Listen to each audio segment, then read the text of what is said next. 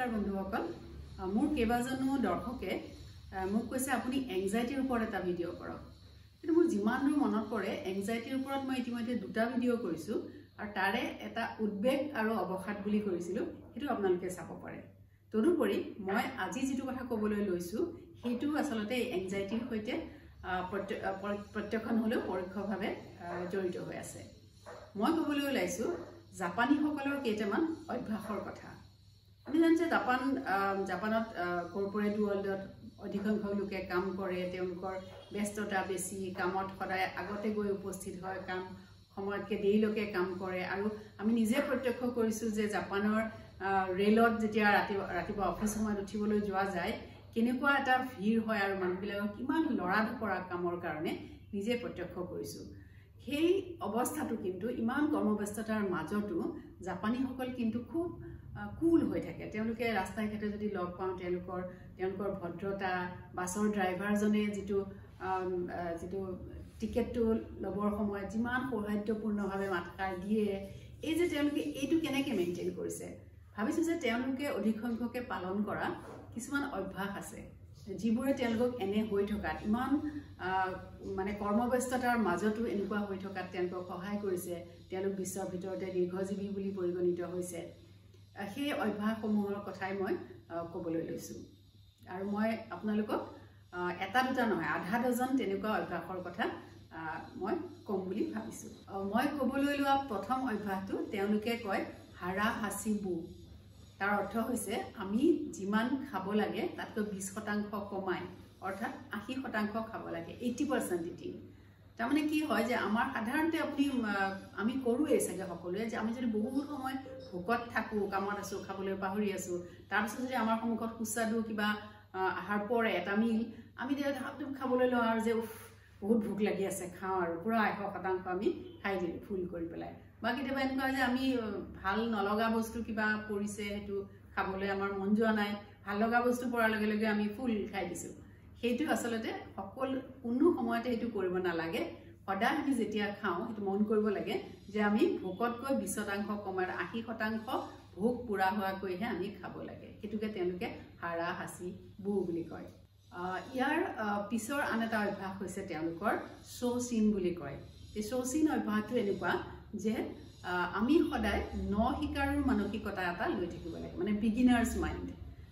জীৱনত আমি যেতিয়া কিবা কিবি কাম কৰোঁ কিবা শিকিব লাগে জীৱনটো আগুৱাই নিব লাগে সুন্দৰকৈ তেতিয়া সদায় মনত ৰাখিব লাগে যে আমাৰ মাইণ্ডছেটটো আমি এনেকুৱাকৈ ৰাখিব লাগে যে আমি বিগিনাৰ্ছ আমি শিকিবলৈ আহিছোঁ এজন বিখ্যাত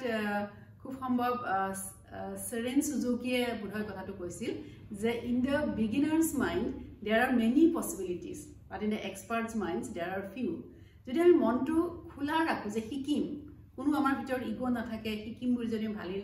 ভাবি লওঁ তেতিয়াহ'লে আমি জীৱনৰ প্ৰত্যেকটো বয়সতে শিকি থাকিব পাৰোঁ আৰু শিকাৰ ক্ষেত্ৰত কোনো বাধা নাহে গতিকে তেওঁলোকে সেইটো মানি চলে জাপানীসকলে তেওঁলোকে শৌচিন বুলি কয় যিটো মানে বিগিনাৰ্ছ মাইণ্ড লৈ পেলাই সদায় থাকিব লাগে আৰু এটা জাপানী হেবিট হৈছে সেইটো সকলোৱে শুনিছে খুব বিখ্যাতে হৈ গৈছে সেইটো হৈছে ইকিগাইটো এনেকুৱাকৈ বিশ্বত চৰ্চা হৈছে যে ইকিগাইৰ ওপৰত কিতাপ ওলাইছে এখন এই কিতাপখন হয়তো কিমান ভাষালৈ অনুবাদ হৈছে আৰু কিমান জনপ্ৰিয় হৈছে তাৰ হিচাপ নাই সেইটো এটা অভ্যাস ইকিগাই অভ্যাসটো এনেকুৱা যে জীৱনত আপুনি যিটো ভাল পায় সেইটো কৰক যিটোত আপোনাৰ অৰ্হতা আছে সেইটো কৰক যিটোৱে আপোনাক অৰ্থ উপাৰ্জন কৰাত সহায় কৰিছে সামান্য হ'লেও সেইটো কৰক আৰু যিটো বিশ্বই বিচাৰিছে অৰ্থাৎ যিটোৱে সমাজৰ কিছু উপকাৰ সাধে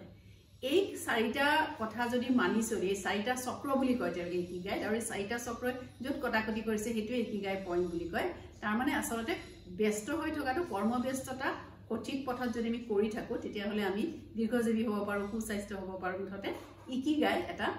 জাপানী এটা অভ্যাস বুলি কোৱা হৈছে আন এটা জাপানী অভ্যাস হৈছে ৱাবি চাবিটো মই কওঁ যে খুটেই নিখুঁত পথ বুলি মই মানে অসমীয়াত ক'বলৈ বিচাৰোঁ ৱাবি চাবিটো হৈছে যে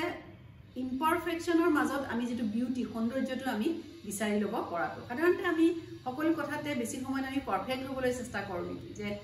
এইটো মই ক'ৰবালৈ ওলাই গৈছোঁ ভালকৈ মোৰ কাপোৰ কানিত ইস্ত্ৰি আছেনে নাই মই যদি শাৰী পিন্ধিছোঁ প্লেটকেইটা ঠিক হৈছেনে নাই দুটাত পুলিচ আছে নে নাই প্ৰত্যেকটো কাম কাজবিলাকতো যে এইটো এনেকেই কৰিব লাগে পাৰফেক্ট হয় এনেকৈ কৰিলে কিন্তু সেই পাৰফেকশ্যনৰ পৰা যদি আমি আঁতৰি যাব পাৰোঁ ইম্পাৰফেক্ট বস্তুবিলাকৰ সেইটো আচলতে প্ৰতীকী হিচাপে এতিয়া ৱাবি চাবিৰ ওপৰত এনেকুৱাকৈ কিছুমান বস্তু তৈয়াৰ হৈছে যে এটা ধৰক চিৰামিক বা চিনামাটিৰ বাচন এটা ভাগি গ'ল ভাগি যাওঁতে বাচনটো জোৰা লগাই তাৰ যিবিলাক ফাটবিলাক জোৰা লগাইছে সেইবিলাক লুকাবলৈ চেষ্টা নকৰি তেওঁ প্ৰকট কৰি পেলাই যেতিয়া দিয়া হয় সেইটো এটা ইম্পাৰফেকশ্যনৰ মাজত সৌন্দৰ্য ৱাবি চাবি এটা ডেকৰেশ্যন পিচ হৈ যায় যিটো বেছি আদৰ পায় তাৰমানে এইটো প্ৰতীকী অৰ্থত কোৱা হৈছে যে আচলতে আমাৰ জীৱনৰ প্ৰত্যেকটো ক্ষেত্ৰতে আমি সদায় এটা এনেকুৱা হয় যে বৰষুণ দিছে আমি ভিতৰত থাকিব লাগে কিন্তু কেতিয়াবা যে মন গৈছে যে কিনকিনীয়া বৰষুণত টিটো ওলাই যোৱাত কি আপত্তি সদায় যে এনেকুৱাকৈ মই ড্ৰেছ আপ কৰি পেলাই থাকিব লাগিব কেতিয়াবা যদি মোৰ মন গৈছে মই এনেকৈ ধৰণে ওলাই যাওঁ এই যে সলনি আমি যে এটা বক্সৰ পৰা বা এটা